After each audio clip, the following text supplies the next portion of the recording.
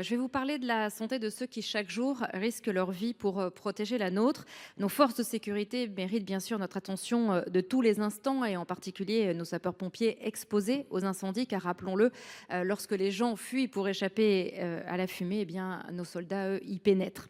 Administratrice du SDIS des Alpes-Maritimes depuis près de 10 ans, un département, comme vous le savez, situé dans une zone particulièrement en proie aux flammes avec plus de 3200 incendies rien qu'en 2023, j'ai observé et rencontré ces hommes et ces femmes qui, après 10 ou 20 ans d'exercice, eh bien, ont la peau ou le souffle qui transpire la fumée.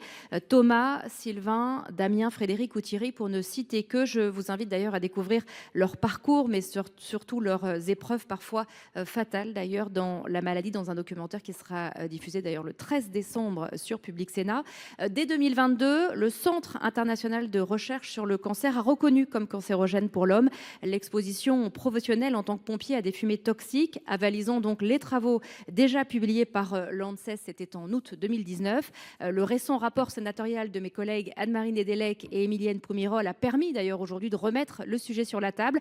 À ce jour, seules 2 maladies sont reconnues comme imputables à cette profession. Il est désormais donc grand temps, Madame la Ministre, de faire évoluer la reconnaissance des maladies professionnelles de nos soldats du feu. Cette décision relève, comme vous le savez, du pouvoir réglementaire et le ministre de l'Intérieur, Bruno Retailleau, comme son prédécesseur, que j'avais alerté par le passé, y sont favorables. Cet empoisonnement, comme vous le savez, ne s'effectue pas seulement par inhalation quand ils sont au feu.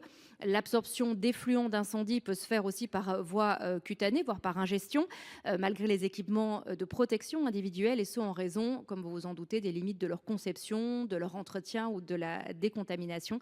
Madame la ministre, donc il est urgent de modifier les tableaux de maladies professionnelles, soit en les révisant, soit en créant de nouveaux, afin de mieux accompagner nos sapeurs-pompiers dans cette épreuve. C'est une priorité pour eux, c'est un devoir pour nous.